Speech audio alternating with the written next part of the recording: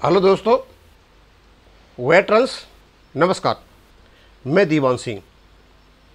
मैं आपको बताना चाहूँगा कि CBPRO ने एक बड़ा लंबा पत्र लिखा IBA और UFBU को, और कई प्रकार के पॉइंट, कम से कम 10-11 पॉइंट उन्होंने उसमें डाले, जिसमें पेंशन अपडेशन भी था, और ये DA मर्जर का भी किस्सा था, स्पेशल अलाउंस का भी था।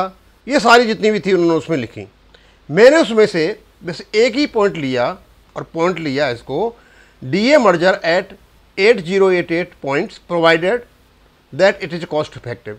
इसकी चर्चाएं बार बार आती हैं, और ये IBA और UFBU की मीटिंग में ये चर्चा हुई थी, लेकिन IBA ने ये कहा था कि हम मर्जर कर सकते हैं, लेकिन ये कॉस्ट इफेक्टिव होना चाहिए, और इसकी जो जिम्मेदारी है कॉस्ट इफेक्टिव करने की, इनको दे दिया UFBU को, 9 जो यूनियंस हैं उनको। अब ये तो इस पर चुप, इन्हें कुछ बताया नहीं, और ये भी जानते हैं कॉस्ट इफेक्टिव नहीं हो सकता है, लेकिन IBA ने ऐसा क्यों कहा कॉस्ट इफेक्टिव। तो मैं जब इनको सबको देख रहा था तो मैंने देखा कि हमारी जो वर्किंग एम्प्लॉय और ऑफिसर्स की कुछ यूनियन है, और कुछ रिटायरीज की यूनियन है, और बनी सारी की सारी ट्रेड यूनियन एक्ट 1926 के अंतर्गत ही बनी हुई है।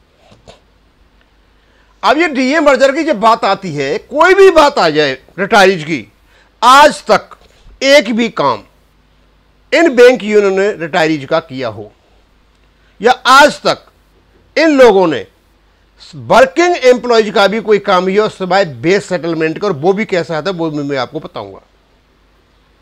मैं जब इनको देख रहा था तो जो हमारी रिटायरीज फेडरेशन या रिटायरीज एसोसिएशन है, वो लगभग सभी बैंकों की है,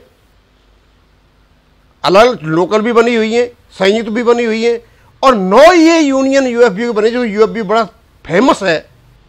मैंने भी सोचने लगा भाई कि यहां पर किसी भी यूनियन के साथ, जो UFBU के 9 कंस्टिट्यूएंट्स हैं, किसी के भी साथ पेंशनर या रिटायरीज वर्ड नहीं लगा हुआ है।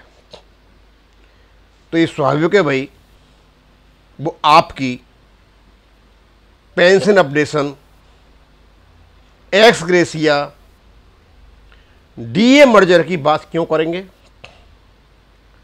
इनसे आज तक कुछ भी नहीं हुआ है।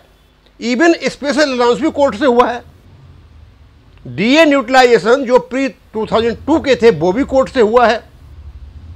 बैंकिंग अपडेशन के केस जो है वो भी कोर्ट में चले हुए हैं, और शायद DA मर्जर वाले को यदि जितना जल्दी ये बैंक पेंशनर्स कोर्ट में ले जाए उतना ही अच्छा है। अब मैंने सोचा भाई कि जिसको बैंक का चलम साहब लीड करते हैं वो तो all India bank retirees union है, तो यहाँ पर तो इनका कहीं भी EIBA में रिटायरीज और पेंशनर का नाम नहीं है। उसके बाद IBOC में भी कहीं नहीं है, उसके बाद NCBE में भी कहीं नहीं है, उसके बाद AIBOA में भी कहीं नहीं है, उसके बाद BEFI में भी नहीं है, उसके बाद INBC में भी नहीं है, उसके बाद NBOC में भी नहीं है, उसके बाद NOPW में भी नहीं है, और उसके बाद NOBO में नहीं है। फिर समझ में ये बात नहीं आती कि बैंक पेंशनर्स UFBU से क्यों आशा रखते हैं कि ये आपके कोई काम कराएंगे, और ये इंटरेस्ट क्यों नहीं लेते हैं।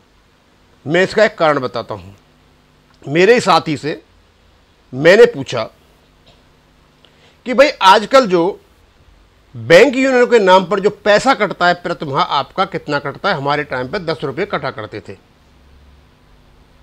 शायद ज़्यादा हो गए होंगे उस समय। तो मेरे को उन्होंने बताया कि 200 रुपये प्रतिमाह कटते हैं। वो सीनियर मैनेजर हैं। फिर मैंने पूछा जो एम्प्लॉयज का पैसा कितना का, वो उनका भी इतना ही कटता है, और वो इंडियन बैंक में काम करते हैं। इंडियन बैंक की जो नफरी है लगभग 40 लाख के आसपास, 40,000 के आसपास लोग हैं उसमें, सबसे कम शायद इसी में है, और SBI में ज़्यादा है, बैंक ऑफ बड़ौदा में जाना है ज़्यादा है।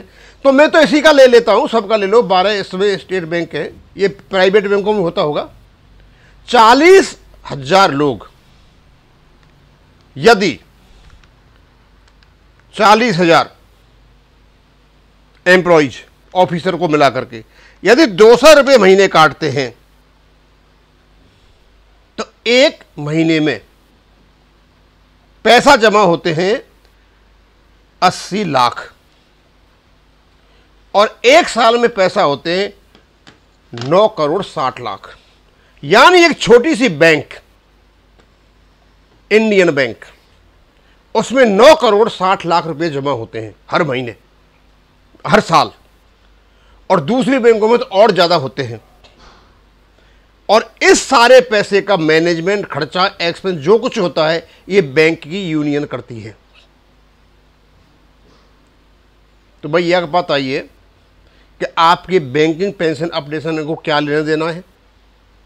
ये क्यों आपका 8088 पॉइंट पे डीए मर्जर कराएंगे। आप कुछ भी कहते रहो, ये कुछ नहीं करेंगे। आप इनको कितना लेटर ले दो, ये कुछ भी नहीं करेंगे। और इनको चस्का लग गया है ये काम करने का। आप तो कुछ नहीं है, बहुत छोटी सी नफरी है। आपने देखा होगा ओआरओपी के मामले पर पूरे देश में एक्स सर्विसमैन ने इतने पत्र भेजे, इतनी मुलाकातें की मंत्रियों से, अफसरों से, आज तक कुछ भी नहीं हुआ। मैं भी किसी सैनिक संगठन का जनरल सेक्रेटरी था, अपनी मजबूरी की वजह से मैंने छोड़ दिया। इतने पत्र लिखे, इवन रक्षा मंत्री जी से मिले, कई बार मिले, जो ऑफिस से उनको मैंने सारी समस्या बताई, लेकिन आज तक कुछ नहीं हुआ।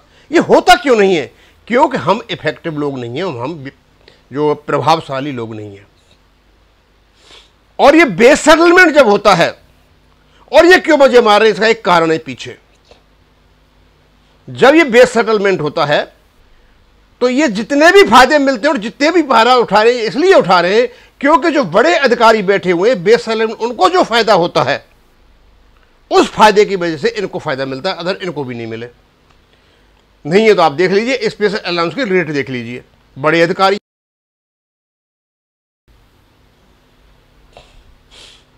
और एक भी कोर्ट में नहीं जाता है, इतना पैसा होने के बावजूद भी। नेचुरल जस्टिस की यदि बात करेंगे तो कोर्ट में जाना बहुत जरूरी, ये नहीं जाते हैं क्योंकि उससे इनके काम बिगड़ेंगे, उससे इनके रिश्ते खराब होंगे। कहां कहां रिश्ते खराब होंगे? गवर्नमेंट से रिश्ते खराब होंगे, इनके बैंक के अधिकारियों से रिश्ते खराब होंगे। और ये जो पैसा मार करके बैठे हुए हैं, जिसको ये खुद ही करते हैं जो कुछ करना है इनको, इससे इनकी सैलरी तक दी जाती है।